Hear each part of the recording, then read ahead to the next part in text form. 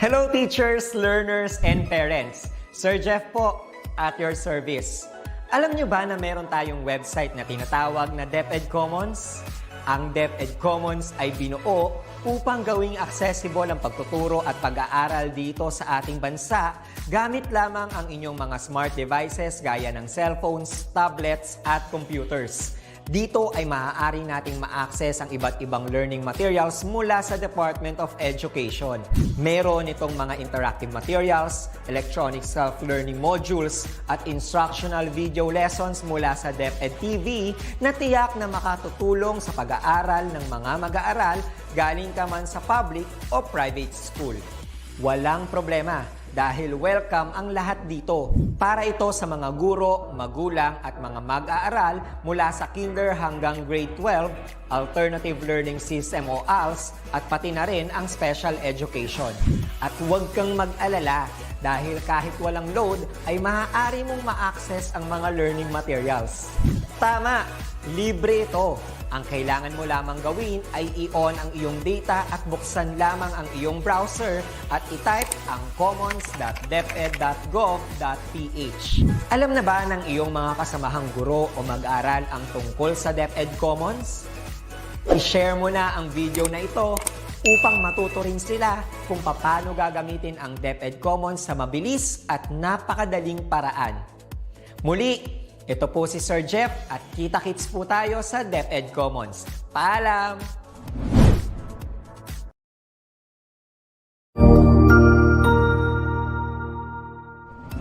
Magandang araw! Sir Wilbur po, at your service.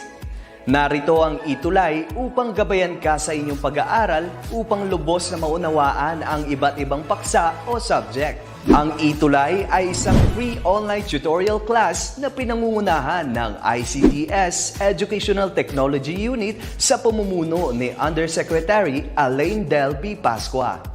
Ang programang ito ay hindi lamang para sa mga bata, kundi ito rin ay magsisilbing gabay sa mga magulang at mga guro kung paano nila ituturo o gagabayan sa bawat asignatura ang kanilang mga anak o mga estudyante. Sa kasalukuyan, ang self-learning module mula sa rehiyon ng Calabarzon at kilala sa tawag na pivot ang ginagamit sa ating ETULay online class. Kaya ano pang hinihintay ninyo? Ihanda na ang inyong mga ballpen o lapis, papel o kwaderno at samahan kaming itulay ang pagkatuto para sa bawat batang Pilipino. Sama-sama tayong magtutulungan para malampasan ang mga hamon sa panahong ito. Halina't matuto kasama ang inyong online tutor sa oras na ito.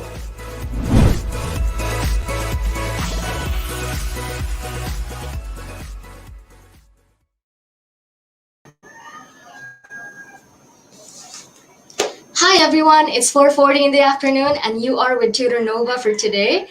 I will be with you from 4:40 down to 5:20 today. And we are going to explore week number 6 for oral communication in context. And also, I would like to say that for you guys, for you class to have a live engagement, you can go check out our comment section. So that I will know that you are watching with us here and you are learning with us here for week number 6 for oral communication in context. And I will also would love to know who are watching with us today. And I think Mary Louise Abalain is with us today. Also, I have here Jamalea Pasir Uso. So everyone, thank you for watching and join me in exploring week number 6, oral communication in context with Tutor Nova. So again, our subject is oral communication in context. So you can see the slide right here. Yes. And how do you think one should prepare for a speech?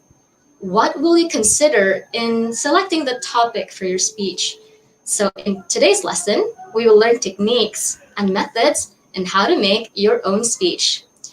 So everyone, I would like you to look at these two pictures right here. I've actually labeled it picture A and picture B. So let's try to observe picture A first. So I would like to hear from you. What can you say about picture A? Yeah, any answers from the comment section? Okay, I can see Teresita Durante is watching with us today. Hi. Okay, we also have here Janjan Pekson watching from Masbate City. Hello. Okay, so again, let's go back to the picture. We have picture A and picture B. Again, I would like you to think about your observations, or you can type it in onto the comment section here. Type your observation for picture A. Picture A, the speaker is nervous. We have Mac Lomoxo de los Arcos. Hi, Mac. Yeah, that's right. Picture A, I think that he seemed a little bit nervous here. And at the same time, he's actually using his towel, maybe trying to wipe his sweat. And as you can see, there are actually two microphones. Maybe this person is actually being interviewed at the moment. Okay, that's good, Mac. Mac, what's that, Mac? Yeah, I think that was Mac. By the way, I'm looking here because my monitor is here. At the same time, the comments, I can also see your comments right here. Okay, so how about picture B? Let's try to see and observe picture B. Wow. Okay. Yeah, picture B, the speaker is confident. Okay, yeah, I think basing from his gesture, right? And as you can see, he's not actually wiping his sweat off, right? Okay, so actually today we are going to look closely at how you can write a speech masterpiece, starting with how you should analyze your target audience, up to refining the speech as to logical organization, word choice, and grammatical correctness. In other words, for today, senior high school students, we are going to be tackling on principles of speech writing. Because as they say, if you don't want to be like picture number A, you should actually prepare for your speech. And if you want to be picture B, again, you should also be prepared for your speech delivery. And for preparing your speech delivery, you need to have a very good speech manuscript or a speech.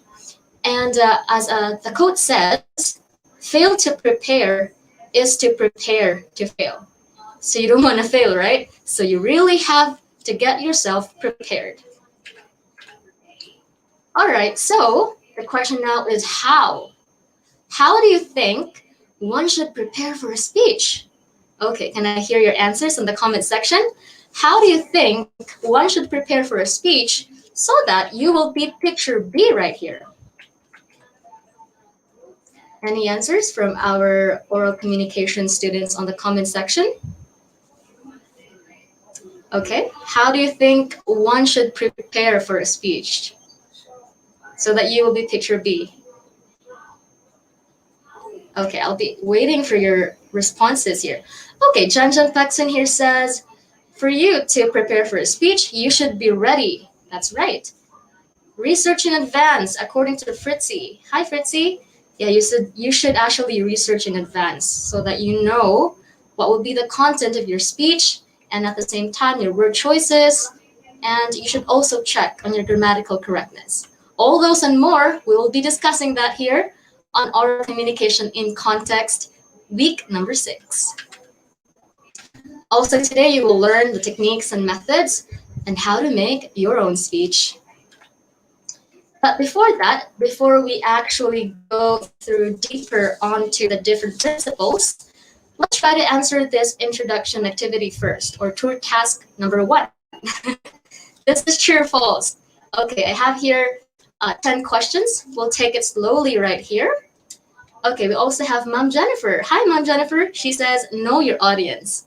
Okay, that's right. And we'll dig deeper onto that later on all throughout our discussion today. But first, let's have true or false. Okay, question number 1.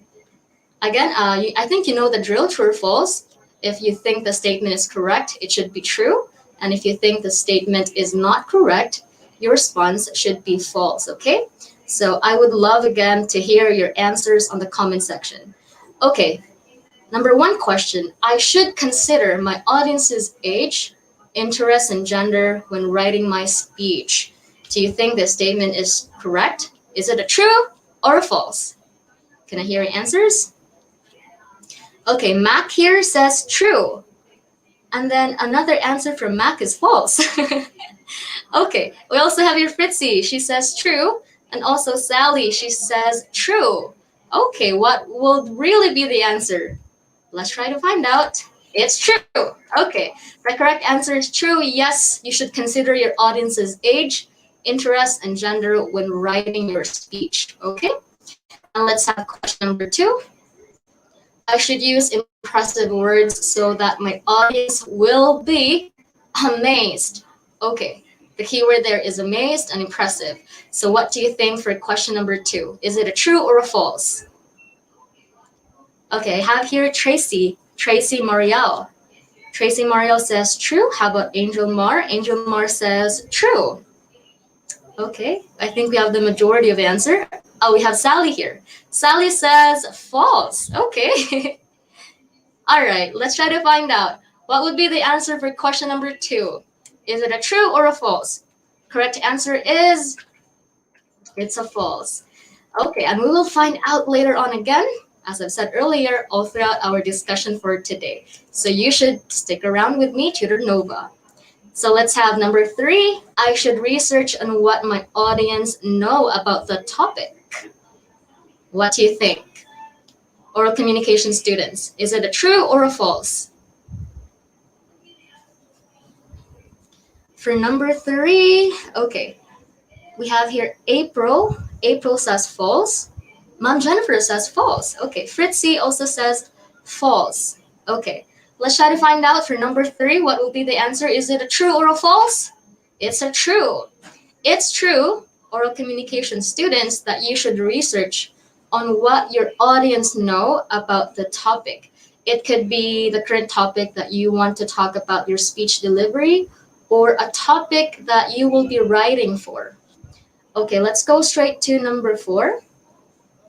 I should use jargon in my speech to make it more reliable. Okay, so the keyword there is jargon. Okay, let's find out. Okay, first let's read the comments on the section comments. Here, we have Ian. Ian says true. What would be number 4? Number 4, is it a true or false? The correct answer is false. That's right. It should be a false.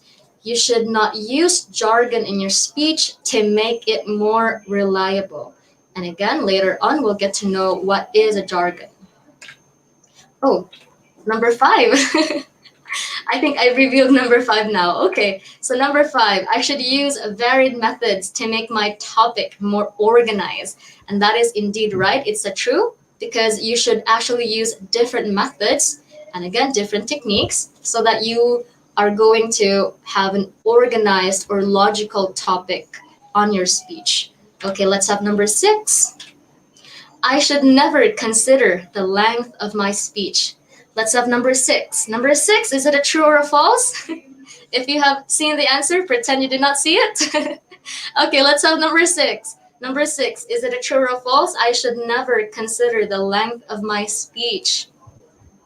Okay, we have Janet. Janet says true. And we have Evelyn. She says false. Who's going to be correct, Sally or Angel? Okay, what will be the answer for number 6? It's a false. That's right. So you should actually consider the length of your speech. Let's have number 7. Number 7 here is I should never consider my audience's attention span in writing my speech. So what do you think will be the answer for number 7? Okay, friends, you can type your answers at the comment section. For number 7, is it a true or a false? Okay, I can see here Evelyn says true and Chino says true. What will be the answer for number 7? Let's reveal. It's true.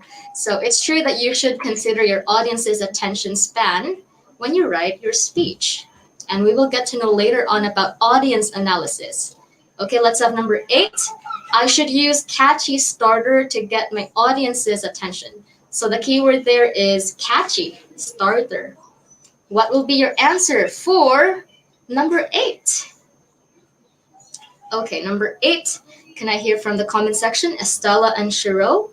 Cheryl. True. Both of them says true. And April says true. What will be the answer for number 8? Number 8 is, it's a true.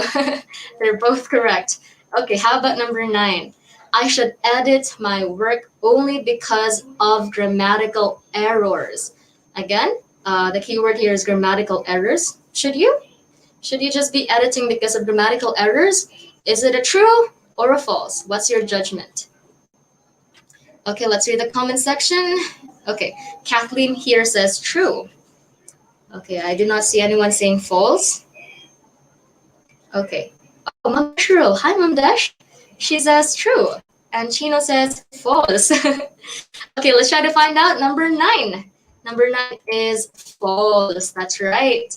So you shouldn't just be considering just the grammatical error, because there are a lot of things to actually consider or even edit or revise. And we will find out more about that on our topic for today.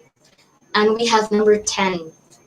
Last number 10 says, I should never ask someone to proofread or comment on my speech.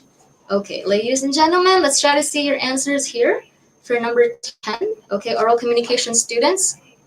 Number 10, is it a true or a false? Okay, let me read your answer right here.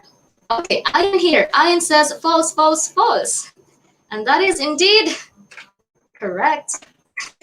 That's incorrect. It's actually correct because it's true. The correct answer is true. You should never ask someone to proofread or comment on your speech. And we will find out why we have gathered all of these answers right here, why we have answered 10 for true, why we have answered true for number 1, and we will find out more as we actually dig deeper on the principles of speech writing. Again, our topic for today is principles to consider when planning to write for your speech. We will get to know the different principles right here. So first principle is what we call the audience profile. Audience profile, this is actually a very important principle because knowing your audience, specifically their general age, gender, educational level, religion, language, culture, and group membership is one of the most important aspects in developing your speech. It is actually very important because basically this is done. We actually do audience profile or audience analysis so that you can tailor fit your speech content and delivery to your audience. Okay, it is very important so that you can actually adjust what will be your content so that you will know who will be your audience, the one listening to your speech. Because you want your audience to be interested in what you will be talking about, right? You should actually know who your audience are.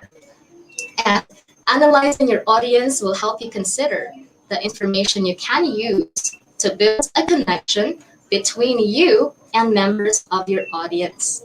And we can also ask the following questions. As you can see on the slide, we have here, who is the audience? So you gotta ask yourself, who will be my audience for the speech I am writing for? And also the second question you can ask yourself is, how many? How many people will be looking at me? Or how many people will be my audience, right? And the third question you can ask yourself, what does the audience know about the subject? Because it could be that it might be a current topic you will be talking about. So you should actually research. Yeah, I think one of our students right here put in the comment section that in order to prepare for a speech, you should actually do research. And the last question that you can ask yourself is, why should they be interested? This is actually very important so that you know that your audience will actually engage all throughout your speech delivery. So as you can see there, oral communication students, you can see the table. It's what we call the audience analysis table. And this is how you do the audience analysis after asking the different questions. So we have their age bracket. It could be if your audience are actually senior high school students, probably they are from 16 to actually 18. Am I right? Senior high school students, can you help me? I think, yeah, grade 11 is actually 16 to 18. Yes, and gender, it could be male or female or any gender preference. Educational background, it could be they are high school graduate or maybe college graduate or even master degree holders. And place of residence, of course, where they live. Marital status, it could be they're single, they're married, and language spoken. This is also very important because, if you will be delivering a speech in another country, you should also try to consider if they're actually speaking in English, right? So that you will know that you will be writing for an English speech delivery. And the last one is religious or affiliations or beliefs. Okay, now once you have already analyzed your target audience, the next part is to organize your script or your speech manuscript. And as you can see, the logical organization or arrangements of thoughts when it comes to speech writing can be defined as all aspects of your writing that help you and also the reader move smoothly from one sentence to the next and from one paragraph to another. Thus, carefully planning the content of your speech is also necessary. Again, when we say logical organization, it's like you're organizing your speech in such a way that they're actually related to each other, the sentences. And it is also a key factor so that your audience will actually understand you if you're actually organizing your ideas logically. So the written speech has 3 parts. As you can see in the slide, we have your introduction, body, and conclusion. So introduction, it presents the main idea. So the role of introduction and conclusion is mostly similar in many speeches.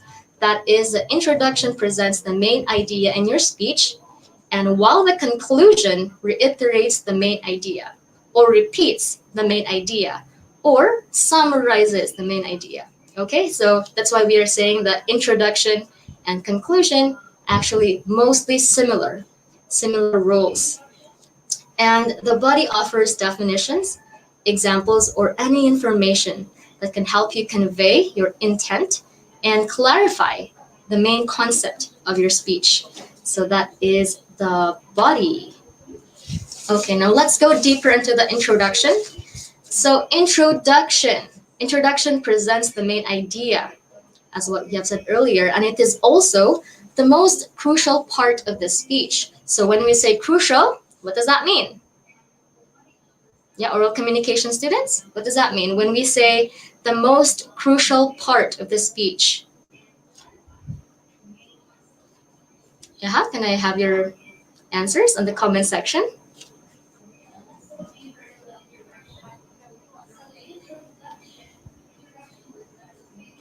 Okay, let me spell it for you. So when we say the most crucial part, we're actually talking about the most important part, okay? It is generally only 10 to 15% of the time the speaker spends speaking because it's only introduction. So we are just introducing the idea of our speech. So according to Wrench 2012, as you can see in the slide, a good introduction serves 5 functions. So let's get to know what are those 5 functions. First function of an introduction is that you should be able to gain audience attention and interest, right? So the introduction is actually the one that will hook your audience to listen to you all throughout your speech. Second, a good introduction actually states the purpose of your speech. It is very important that on your introduction, you're actually saying or telling the audience what is the purpose of your speech so that they will know what they will be listening all throughout. Third function, it actually establishes your credibility. So it is very important that for you to have a good, that for you to be credible, you actually need to have a good introduction. Okay, fourth, it should provide reasons for your audience to listen. So I guess if you were able to have a good introduction, you're stating the purpose. So at the same time, it is giving your audience the reasons to listen to you all throughout your speech, the 20-minute speech. Your introduction should preview the main idea of your speech. Okay, now let's go to the body. So body offers definitions, examples, or any information that can help you convey your intent and clarify the main concept of your speech. So the body of the speech is the core part of the speech that addresses the main ideas and principles of the speech. and it consists of the main points. This is presented using methods of organization. So as I've said again, the body of the speech is a core part. And according to Flores, we actually can present our body in different methods of organization. So as you can see on the right side of the screen, we have there six methods. First method is problem solution order. So problem solution order explains a problem and suggests a possible solution. So when you write a body that is actually problem solution order, example of that could be cleaning up the Laguna Bay. So the problem is that it's actually maybe polluted or a lot of waste. So you can actually propose solutions onto the body of your speech. Okay, so second one is categorical or topical order. So categorical or topical order divided the topic into subtopics based on importance and or the interest value, or simply because the topic requires it. Say for example, if categorical or topical order, example of that is you can talk about on the body the importance of promoting the reduce, reuse, and recycle program. So you can actually use a categorical or topical order into your body. So you can do that. So third is chronological order. So chronological order is actually presenting the idea in time order. And at the same time, you can also have a historical or time approach, which is from the past to the present. So it's chronological, or in Tagalog, it's pagkakasunod-sunod. Okay, so for example, when you actually write about the significant development of the province of Laguna from Spanish period to present, or even if you're actually into baking, you can actually write a speech about maybe presenting to an audience how to bake a cake. So it's following a certain sequence, a pattern, and step-by-step procedure. It's chronological. Okay, now let's have the next one. We have the next method is comparison and contrast. So comparison and contrast presents the comparison and contrast of 2 or 3 points. For example, you can compare between living in the city and life in the province. So we are actually comparing 2 things. Again, it's life in the city, and also we have life in the province. Okay, I can see here also on the comment section, we have here oral communication students tuning in from Crystal R. Soriano, Hilario Memorial National High School. Hi. Hi, everyone. And let's continue. We also have here spatial or geographical order. So again, this is logical organization, and we are in the body part. So we have here different methods, and we are on the 5th method. So 5th method that you can use in writing your body is spatial or geographical.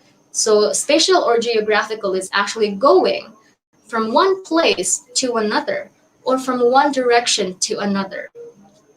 So example of that is traveling from around the world, or around the wonders of Batanes Islands, or maybe you're actually moving from one country to another.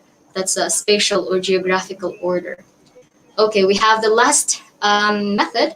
We have causal order.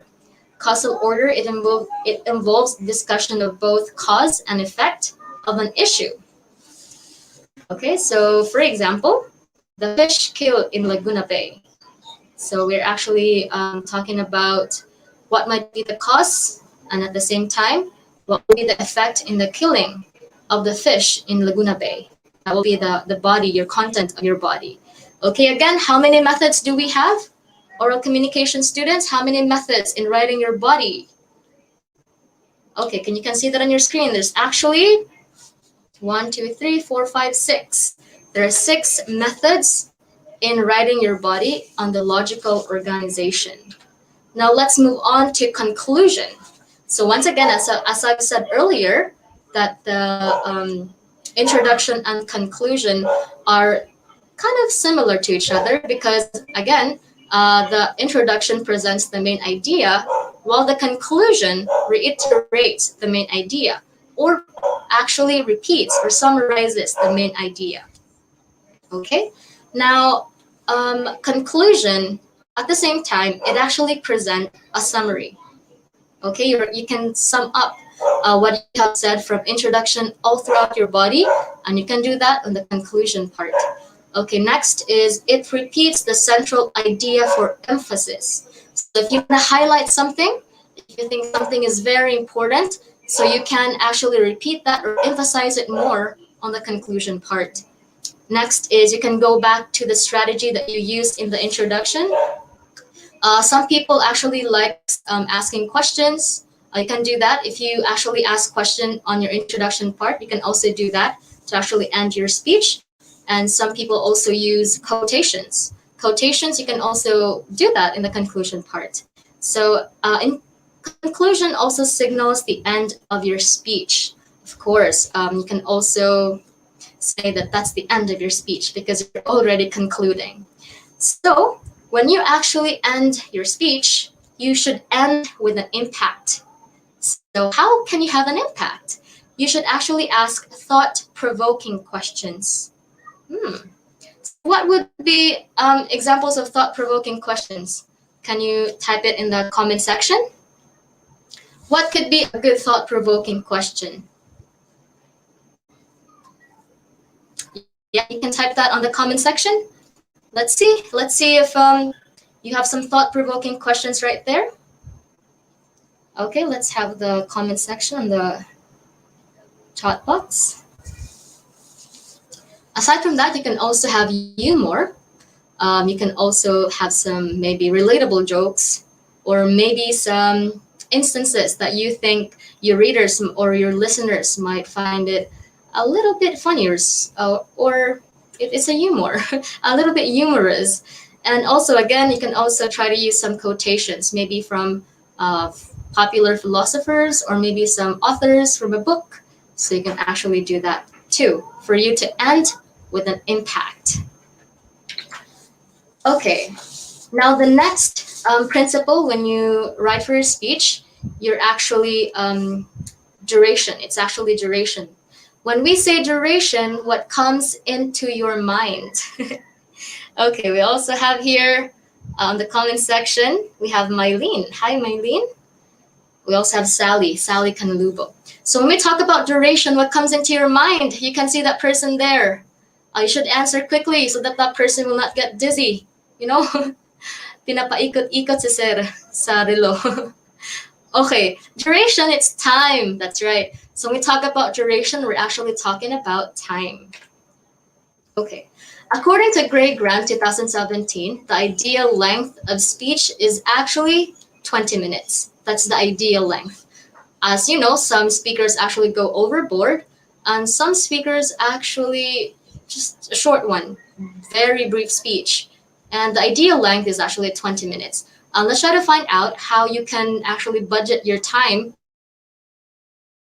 so that it's only 20 minutes. So here's a tip. Introduction should only be 2 minutes.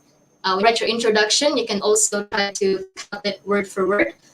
250 words, that's good for 2 minutes. As for the body, point 1, you can actually do that for 5 minutes. And when you count that, it's actually 625 words. For point 2, that's also for 5 minutes. Again, it's also the same, 625 words. Also the same with point 3. So for the body, that's actually going to total 15 minutes.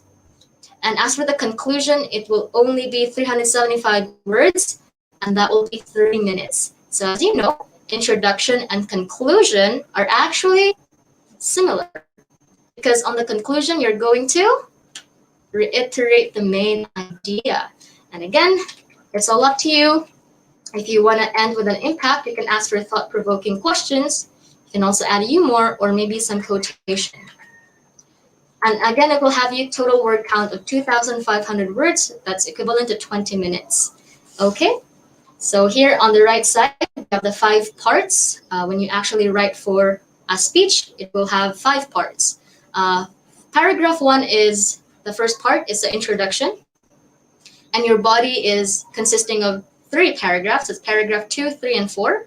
And the conclusion part, that will be your paragraph 5. And that will give you 5 parts for your speech. So that it will give you a total of 20 minutes in duration. Okay, now the fourth principle that we have here is actually the word choice. Now, there are a lot of vocabularies available to describe one's idea, right? There are tons.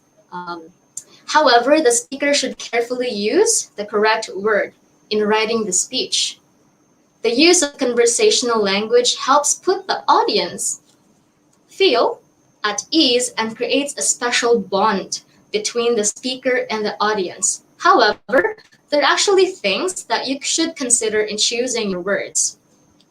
So the following words should be avoided in written speech. So what to avoid? Again, on the earlier part, the activity, we actually talked about jargons. We met jargons there. And jargons or technical terms specific only for a group of people. Okay? So you should avoid using jargons because jargons are actually specific words or phrases used by a certain individual or group which are difficult for others to understand. Say, for example, on the engineering field, if an engineer says, or the architect says, I did not bring my blueprint. And then a person who's not into the field actually was thinking, I think I saw him bringing a blue something and has a blueprint in it. I think that must be the blueprint. So it's not really a literal thing for us to understand if we are not on the field. So blueprint is actually a guide for the architects. And another example is the word idiopathic. So which actually means unknown cause. So only the people in the medical field can actually understand word idiopathic. But if you're actually interested about jargons, you can actually know what those meanings are so that it does not require you to be on that field for you to know the meanings. You can also research on that. However, you cannot use jargons when you actually write or deliver a speech, okay? Not use jargons. Okay, next thing to avoid is a redundancy or excessive repetitions of words. Now, why do you think that we should avoid repeating words when we write for a speech? Can I hear your answers at the comment section? Why do you think redundancy or repeating excessive repetition of words should be avoided when you write your speech? Yeah, can I hear some comments on or answers on the comments? To save time. Okay, so you shouldn't be repeating words for you to save time. Yeah, actually that makes sense. And how about the others? Can I have one more answer? Let's try to see if you have the same answer with Fritzy. She says you shouldn't be actually repeating words when you write your speech. It's time consuming. According to Sally, it's time consuming. It's time consuming. So you shouldn't be doing it for you also to save time. Yeah, it's actually true. And when it's actually speech writing, you actually have a lot of time to actually think about the words you're about to write, right? So that's why it's actually not a great thing or not a good speech if you are going to just repeat words you just said. Because repeating words could also mean to say that you just actually repeated ideas. So yeah, it's also time consuming as well. And okay, letter C, we have language inappropriate for the audience. So why do you think you should be avoiding language inappropriate for the audience? Can I hear some answers in the comment section? Ooh. Oh, it's 5:19 in the afternoon today, and we only have a minute to go. Okay, let's have just one more answer. Why should we avoid language inappropriate for the audience? Again, there should be audience analysis, right? It's audience profiling. So that's why you should really know who your audience are. So Fritzy here says there might be young audience. So that's why you should actually use language appropriate for the audience. If your audience are actually children, you should also use simple words, and of course, do not use any foul words, even if it's just for a joke or for humor. Yeah, also for Sally, Sally says here, they cannot understand. That's right. If you use a language or a word that actually your audience cannot understand, that's actually inappropriate for them. That's right. Okay, so it's actually 5:20 in the afternoon. Time goes by too fast. So oral communication students, this has been your teacher or tutor. This has been Tutor Nova for today. And join me on the next tutorial that will be every Tuesdays, and we will continue our discussion about speech writing. And on the next Tuesday, we'll also be talking about speech delivery. Okay, so thank you so much, and we have a great day, and see you again next time.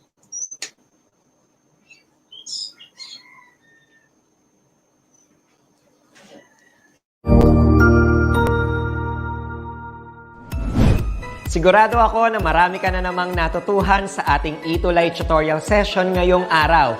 Tandaan, ito ay hindi lamang para sa ating mga mag-aaral, kundi pati rin sa ating mga minamahal na guro at mga magulang na kaagapay natin para maituloy ang pagkatuto sa kabila ng nararanasang pandemya. Patuloy ding sumubaybay sa DepEd TV para sa mga araling ginawang video episodes. Mapapanood ito mula Lunes hanggang Sabado, alas 7 ng umaga hanggang alas 7 ng gabi sa inyong mga telebisyon. Abangan bukas mula 1:00 ng tanghali ang iba pang aralin sa ating ETULay free online tutorial session sa Filipino. I-like and subscribe at manatiling nakasubaybay sa ating ETULay tutorial session sa DepEd Edtech Unit FB page at Educational Technology Unit channel sa YouTube at sa DepEd Tayo at DepEd Philippines social media accounts. Paalam!